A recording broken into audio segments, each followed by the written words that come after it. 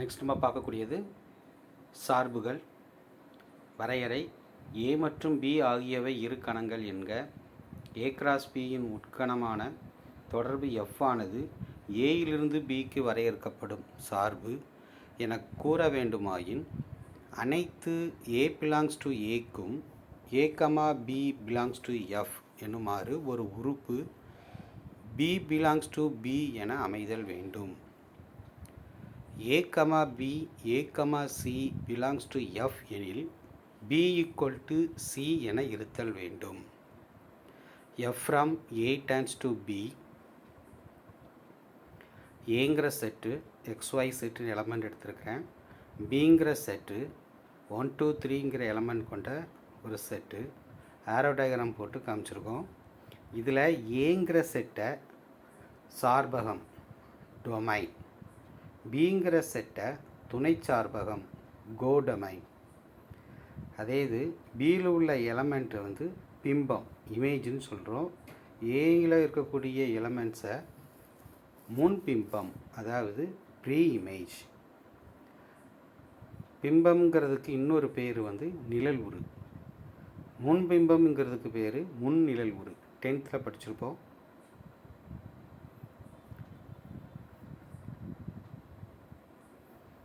Functions definition: let A and B be two sets. A relation F from A to B, a subset of A cross B, is called a function from A to B if it satisfies the following. For all A belongs to A, there is an element B belongs to B such that A, B belongs to F. If A, B belongs to F and A, C belongs to F, then B equal to C.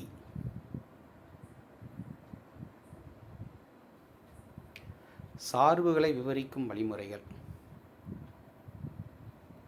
Ways of representing functions. First one, அட்டவணை முறை. அந்த சார்பு இந்த மாதிரி அட்டவணைப்படுத்தி உறுப்புகளை இதாக்கலாம். எக்ஸுங்கிற கணம், ஒய்ங்கிற கணம். எக்ஸுங்கிற கணத்தில் உள்ள உறுப்புகளை மேல் அட்டவணையில் எழுதியிருக்கோம். ஒய்ங்கிற கணத்தில் உள்ள உறுப்புகளை கீழே ஒய்ங்கிற அட்டவணையில் எழுதி சார்பை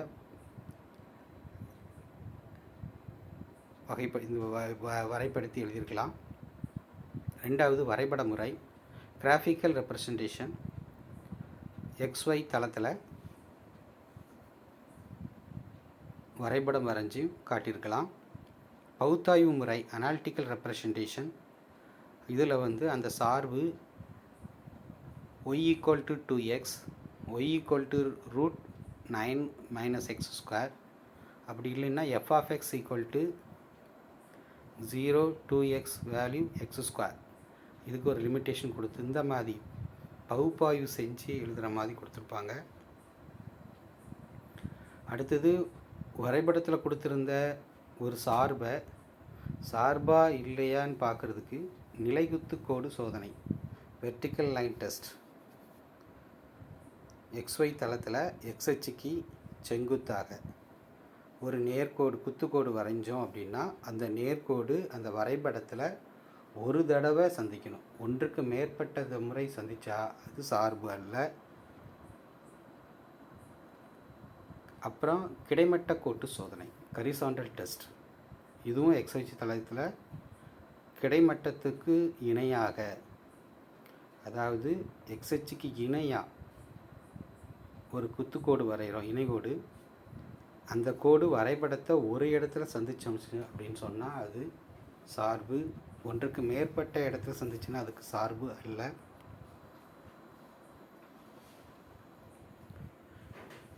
அடுத்தது, சார்புகளின் வகைகள், டைப்ஸ் ஆஃப் ஃபங்க்ஷன்ஸ்.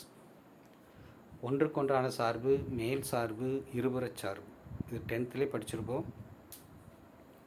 ஒன்றுக்கொன்றான சார்பு அப்படின்னு சொன்னால் அதுக்கு உள் செலுத்துதல் சார்பு, அதாவது இன்ஜெக்டிவ் அப்படின்னு சொல்கிறாங்க. F from A tends to B எனில் x, y belongs to A. அது ரெண்டு விதமாக எடுக்கலாம்.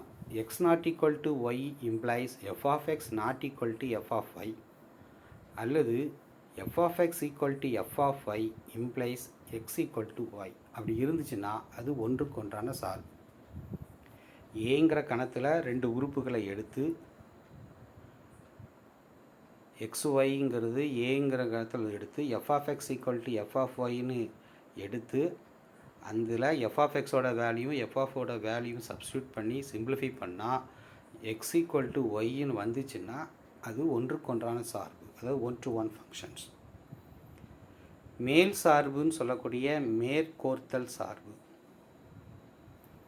அதை சர்ஜெக்டிவ்னு சொல்லுவாங்க.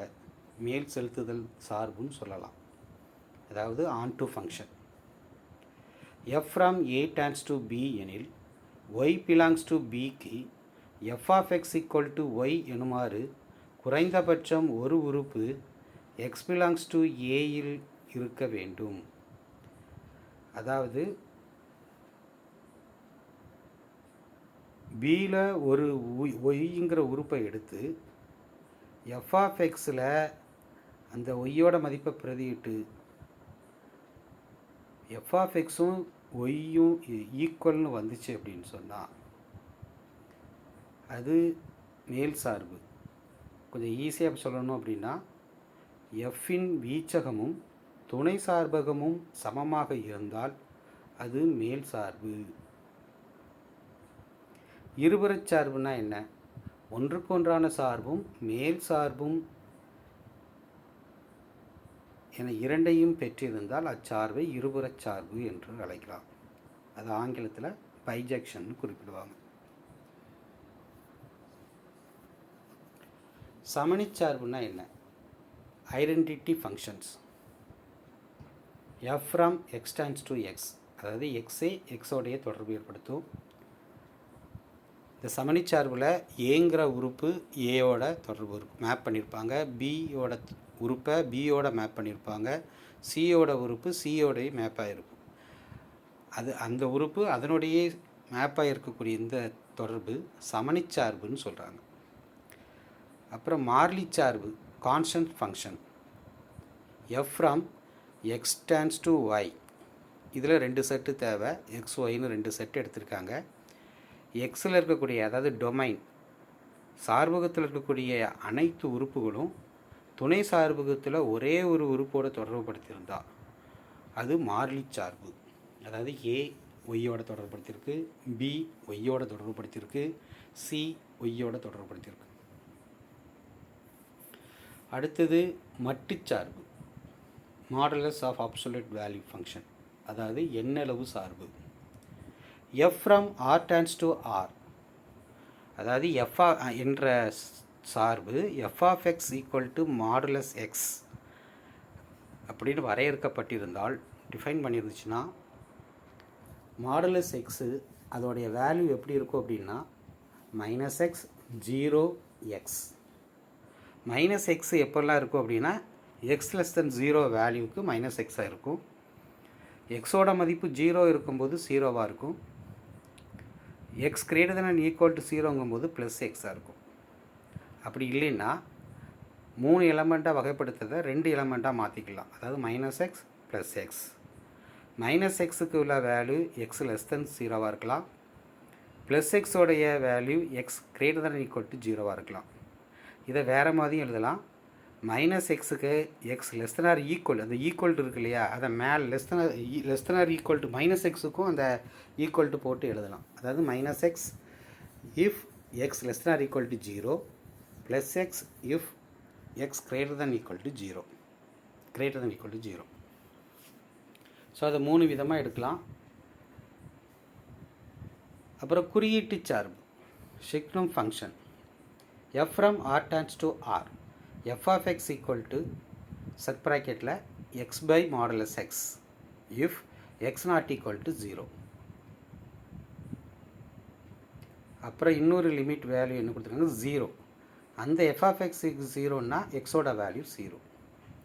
இச்சார்பை SGN சார்பு என குறிப்பிடலாம்.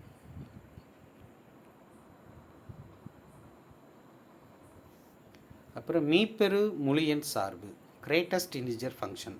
F from R tends to R என்ற சார்பில் எஃப் ஆஃப் எக்ஸ் என்பது எக்ஸை விட குறைவாகவோ அல்லது சமமாகவோ இருக்கும் மீப்பெரு முழு எண் என வரையறுக்கப்பட்டால் அச்சார்பு மீப்பெரு முழு எண் சார்பு அல்லது ஃப்ளோர் சார்பு என அழைக்கப்படும். அந்த ஃப்ளோர் சார்புடைய குறியீடை இந்த எல்எக்ஸ் எல்லாம் ரொட்டேட் ரிவர்ஸ் பண்ணி போட்டிருப்பாங்க. இந்த டைப்பில் ஃப்ளோர் சார்பு குறிப்பிடுவாங்க. அப்புறம் மீச்சிறு முழு எண் சார்பு smallest integer function F from R tends to R என்ற சார்பில் எஃப் ஆஃப் எக்ஸ் என்பது எக்ஸை விட அதிகமாகவோ அல்லது சமமாகவோ இருக்கும் மீச்சிறு முழு எண் என வரையறுக்கப்பட்டால் அச்சார்பு மீச்சிறு முழு எண் சார்பு அல்லது சீல் சார்பு எனப்படும். அதாவது சீலிங்னா மேலே. ஸோ அந்த குறியீடு மேலே எல், அதாவது 7 ரிவர்ஸில் போட்டு எழுதுகிற மாதிரி, அங்கே எல்லை ரிவர்ஸில் போட்டு எழுதுகிற மாதிரி இருக்கும், இங்கே 7 ரிவர்ஸில் போட்டு எழுதுகிற மாதிரி. சீலிங்னா மேலே, ஃப்ளோர்னா கீழே அப்படின்னு ஈஸியாக நம்ம நினச்சிக்கலாம். இரு சார்புகளையும் படிநிலை சார்புகள் என அழைக்கலாம். மீப்பெரு முழு எண் சார்பும் மீச்சிறு முழு எண் சார்பு, இந்த 2 சார்புகளை படிநிலை சார்பு, அதாவது ஸ்டெப் ஃபங்க்ஷன்ஸ் என்று அழைக்கலாம்.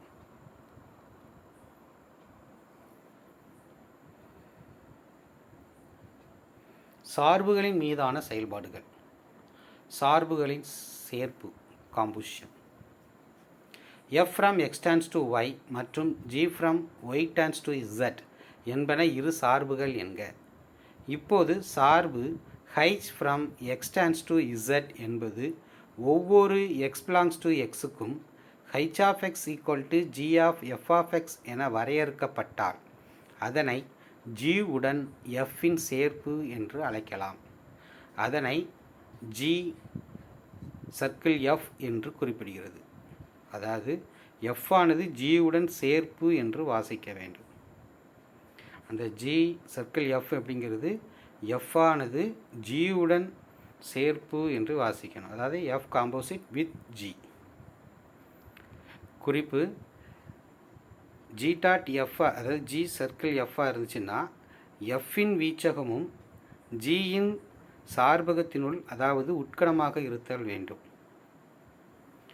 f இன் வீச்சகம் g இன் சார்பகத்தினுள் உட்கணமாக இருத்தல் வேண்டும். அப்படி இருந்தால் தான் g சர்க்கிள் f கண்டுபிடிக்க முடியும்.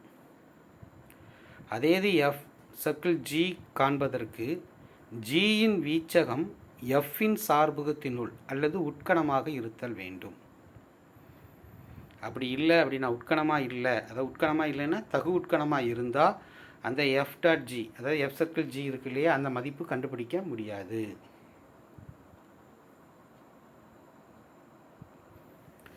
Example 1.25 f equal to set ப்ராக்கெட்டில் 1,2 3,4 2,2 மற்றும் g ஈக்குவல் டு 2,1 3,1 4,2 எனில் g டாட் f மற்றும் f சர்க்கிள் g ஐ காண்க. தீர்வு fங்கிற ரிலேஷன்லேருந்து தொடர்பிலிருந்து எஃப்பின் சார்பகம், எஃப்பின் சார்பகம்னா அங்கே கொடுத்துருக்கக்கூடிய அந்த தொடர்பு இருக்கு இல்லையா, அதில் முதல்ல இருக்கக்கூடிய மதிப்புகள் எல்லாம் சார்பகம், ரெண்டாவது இருக்கக்கூடிய மதிப்புகள் எல்லாம் துணை சார்பகம், வீச்சகம்னு சொல்லலாம். ஆனால் ஒரு உறுப்பு ஒரு தடவை தான் எழுதணும் கணக்குறியீட்டுக்குள்ளே. இப்போ சார்பகம் என்றால் கணக்குறியீட்டுக்குள்ளே முதல்ல இருக்கக்கூடிய உறுப்பு ஒரு தடவை எழுதணும். ஸோ 1 3 2, அப்போ அதை வரிசைப்படுத்தி 1 2 3ன்னு எடுத்திருக்கோம். துணை சார்பகம் இரண்டாவது இருக்கக்கூடிய மதிப்பு 2 முறை இருக்குது, ஆனால் கணக்குறியீட்டுக்குள்ளே எழுதும்போது ஒரு முறை எழுதணும். ஸோ 2 4. ஜிங்கிற உறவை பார்க்குறோம். அதில் முதல்ல இருக்கக்கூடியது ஜியின் சார்பகம், இரண்டாவது இருக்கக்கூடியது ஜியினுடைய துணை சார்பகம். ஸோ ஜியின் சார்பகம் 2 3 4, துணை சார்பகம் 1 2. இப்போ g circle f equal to எஃப்னா எக்ஸோட பெருக்கப்படும், ஜினா ஒய்யோட பெருக்கணும். So g circle f equal to g of F of x. இப்போ எஃப் ஆஃப் எக்ஸில், அதாவது எஃப்பின் சார்பகத்தில் உள்ள உறுப்பை இதில் பிரதியிடணும் எக்ஸுக்கு. எஃப்பின் சார்பகத்தில் மொத்தம் எத்தனை உறுப்பு இருக்குது? 3 உறுப்பு இருக்குது. அதாவது 1 2 3. அப்போ அதில் எக்ஸுக்கு 1ன்னு இதில் பிரதியிடுதேன். அப்போ ஜி ஆஃப் எஃப் ஆஃப் 1. அப்போ எஃப் ஆஃப் 1 என்னன்னு பார்த்தா அந்த எஃப்ங்கிற தொடர்பில் 1 எதோட தொடர்பு இருக்குது 2. அப்போ எஃப் ஆஃப் 1க்கு மதிப்பு 2, அதாவது ஜி ஆஃப் 2. அப்புறம் ஜி ஆஃப் 2ஓட மதிப்பு ஜிங்கிற உறவில் பார்க்கணும். ஜிங்கிற உறவில் 2 எதனோட தொடர்பாக இருக்குது 1. அப்போ ஜி ஆஃப் 2ஓட மதிப்பு 1. இதே மாதிரி ஜி டாட் எஃப்பில் எஃப்பின் சார்பகத்தினுடைய உறுப்பு 2ஐ பிரதியிடுகிறேன். அப்படி பிரதியிடும் பொழுது g of F of X, எக்ஸுக்கு பதிலாக 2 பிரதியிடணும். அப்போ g of F of 2. F of 2ஓட மதிப்பு என்ன? எஃப் உறவில் 2 எதனுடைய தொடர்பாக இருக்குது அப்படின்னா 2ஓட. ஸோ அப்போ ஜி ஆஃப் 2. ஜி ஆஃப் 2 வந்து எதோட தொடர்பாக இருக்குதுன்னு பார்த்தோம்னா 2 வந்து 1ஓட தொடர்பாக இருக்குது. அப்போ ஜி ஆஃப் 2ஓட மதிப்பு 1. அப்புறம் எஃப்பின் சார்பகத்தில் உள்ள 3வது மதிப்பு எக்ஸுக்கு மதிப்பு 3. அதை ஜி டாட் எஃப்பில் பிரதியிட போகிறோம். So G of F of X, எக்ஸுக்கு பதிலாக 3. அப்போ எஃப் ஆஃப் 3 எதனோட தொடர்பாக இருக்குது அப்படின்னு சொல்லி பார்த்தோம் அப்படின்னா 3 வந்து 4ஓட இதாகுது. ஸோ அப்போது ஜி ஆஃப் 4 இந்த மதிப்பு எஃப் ஆஃப் 3ஓட மதிப்பு 4. அப்போ ஜி ஆஃப் 4. அப்போ ஜி ஆஃப் 4 எதோட தொடர்பாக இருக்குது அப்படின்னு பார்த்தீங்கன்னா 2ஓட தொடர்பாக இருக்குது. அதாவது 4,2ன்னு இருக்கு இல்லையா? அப்போ 4 எதோட தொடர்பாக இருக்குது 2ஓட. அப்போ ஜி ஆஃப் 4ஓட மதிப்பு 2. அப்போ ஜி சர்க்கிள் எஃப் என்னெல்லாம் வருது அப்படின்னு சொன்னால் 1ன்னு பிரதியிடும்போது 1 வந்திருக்கு, 2ன்னு பிரதியிடும்போது 1 வந்திருக்கு. ஸோ 1,1, 2,1, 3ன்னு பிரதியிடும்போது 2. ஸோ 3,2. இதே மாதிரி எஃப் டாட் ஜி பார்க்கலாம்.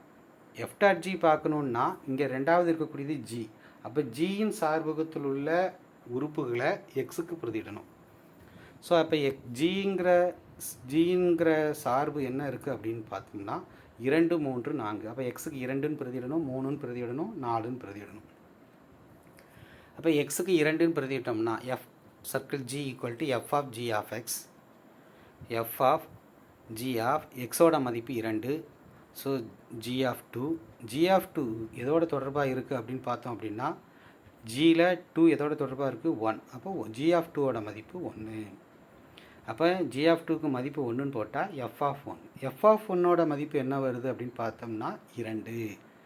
ஸோ எஃப் டாட் ஜியோட மதிப்பு, அதாவது எக்ஸ் ஈக்குவல் டு 2ன்னு பிரதியிடும் பொழுது எஃப் டாட் ஜியோட மதிப்பு 2. அப்புறம் ஜியின் சார்பகத்தில் உள்ள 2வது உறுப்பு 3. அப்போ எக்ஸ் ஈக்குவல் டு 3ன்னு பிரதியிடுறோம். அப்போ F dot G equal to F of G of X, F of G of எக்ஸோட மதிப்பு 3. ஜி ஆஃப் 3 என்ன வருது அப்படின்னு பார்த்தோம் அப்படின்னா ஜிங்கிற உறவில் 3 எதோட தொடர்பாக இருக்குது அப்படின்னா 1ஓட. அப்போ எஃப் ஆஃப் 1. அப்போ எஃப் ஆஃப் 1 எதோட தொடர்பாக இருக்குது அப்படின்னு பார்த்தா எஃப் உறவில் 1 வந்து 2ஓட தொடர்பாக இருக்குது. ஸோ அப்போ எஃப் ஆஃப் 1ஓட மதிப்பு 2. எக்ஸுக்கு 3ன்னு பிரதியிடும் பொழுது எஃப் சர்க்கிள் ஜி வந்து 2. அப்புறம் எக்ஸோட மதிப்பு 4ன்னு பிரதியிட போகிறோம். ஏன்னா ஜியின் சார்பகத்தில் 3 உறுப்பு இருக்குது, 2, 3, 4. ஸோ அதனால் 4ன்னு பிரதியிடும் பொழுது எஃப் டாட் ஜி அதே மாதிரி தான் F of G of X, எக்ஸுக்கு பதிலாக 4. அப்போ ஜி ஆஃப் 4. ஜி ஆஃப் 4 என்ன இருக்குன்னா 2. அப்போது எஃப் ஆஃப் 2. எஃப் ஆஃப் 2 எதோட தொடர்பாக இருக்குது அப்படின்னு பார்த்தோம் அப்படின்னா 2ஓட. அப்போ எஃப் ஆஃப் 2ஓட மதிப்பு 2. அப்போது இது எஃப் டாட் ஜியோட மதிப்பு 2ன்னு பிரதியிட்டால் 2. அப்போ 2,2. 3ன்னு பிரதியிடும் பொழுது வரக்கூடிய ஆன்சர் 2. அப்போ 3,2. 4ன்னு பிரதியிடும் பொழுது வரக்கூடிய மதிப்பு 2. அப்போ 4,2. தேங்க்யூ.